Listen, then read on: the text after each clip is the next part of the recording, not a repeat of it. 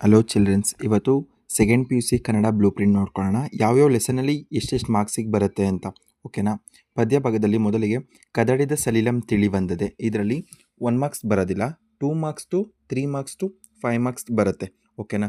Next ವಚನಗಳಲ್ಲಿ 1 marks ಒಂದು ಬರುತ್ತೆ, 2 ಮಾರ್ಕ್ಸ್ ಒಂದು ಬರುತ್ತೆ, 4 ಮಾರ್ಕ್ಸ್ ಒಂದು ಬರುತ್ತೆ.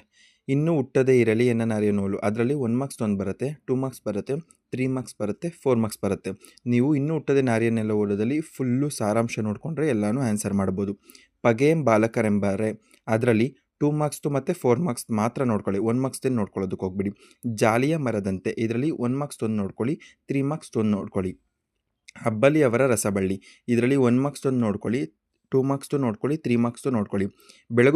ಬೆಳಗು ಜಾವದಲ್ಲಿ ನೀವು ಯಾವುದು ನೋಡ್ಬಿಡಿ, ಆ ಪದ್ಯದ್ದೇನಿದೆ ಫುಲ್ಲು ಸಾರಾಂಶ ಓದ್ಕೊಳ್ಳಿ, ಅದು 5 ಮಾರ್ಕ್ಸಿಗೆ ಬಂದೇ ಬರುತ್ತೆ.